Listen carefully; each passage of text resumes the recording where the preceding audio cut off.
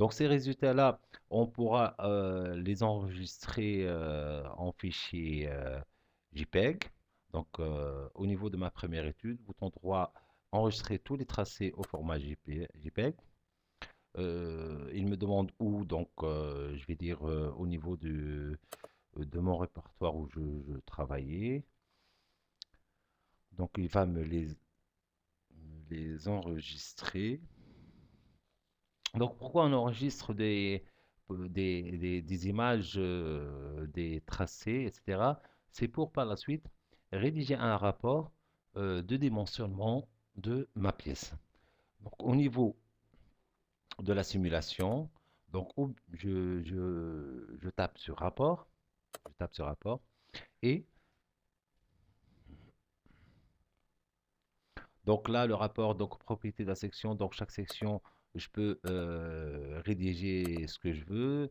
Donc je vais dire au niveau de la description, euh, je vais dire c'est ma première étude de simulation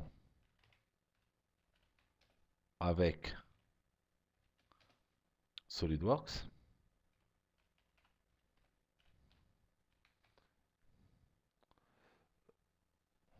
Point. Je peux dire ici qui est le concepteur du système. Donc, je vais dire étudiant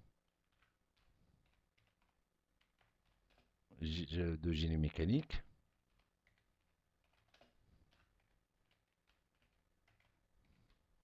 La société, c'est IZ. L'URL, si j'ai un lien euh, de cette société. Le logo, si j'en ai. L'adresse, c'est rue 1111 euh,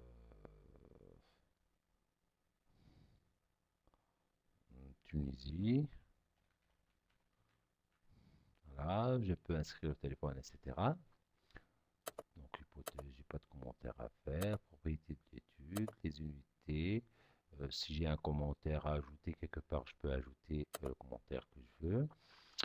La conclusion, donc, je vais dire que ma pièce,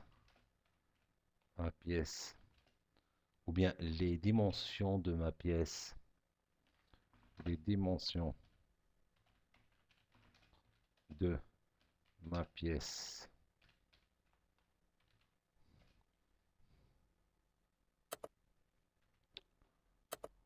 sont vérifiées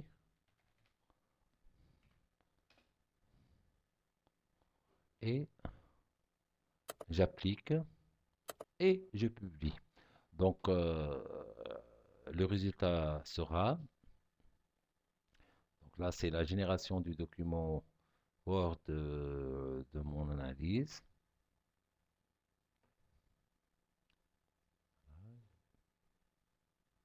Donc là, il va me donner tous les paramètres de mon étude, donc les pièces, les chargements, les résultats, la nature du maillage, tout.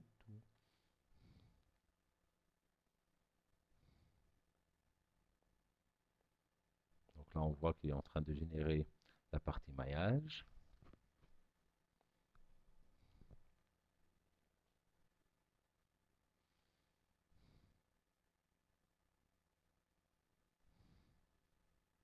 Là, elle est en train de faire les traitements d'images que j'ai enregistrés.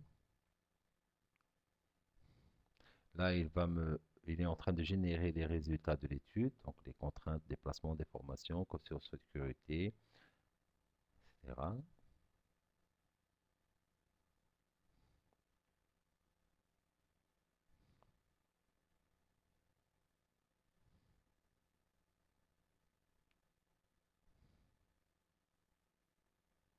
Et la génération du rapport. La génération du rapport. Donc, vous allez trouver l'étude, elle est faite le dimanche, le 2 octobre, etc. Donc, sur le modèle. Donc, on trouve tout ce qui concerne tout ce qui concerne le rapport de l'étude réalisée. Les images, là par exemple la contrainte de von Mises, vous voyez là, la contrainte de von Mises, donc il nous donne la valeur minimale, le nombre de le nœud, le numéro du nœud, et la valeur maximale et le numéro du nœud. Finalement, donc là c'est la distribution du coefficient de sécurité, et là c'est la conclusion, les dimensions de ma pièce sont vérifiées. Donc ainsi, on vient de voir comment on a réalisé une étude de simulation, la vérification des dimensions d'une pièce ou d'un assemblage déjà défini sur SolidWorks.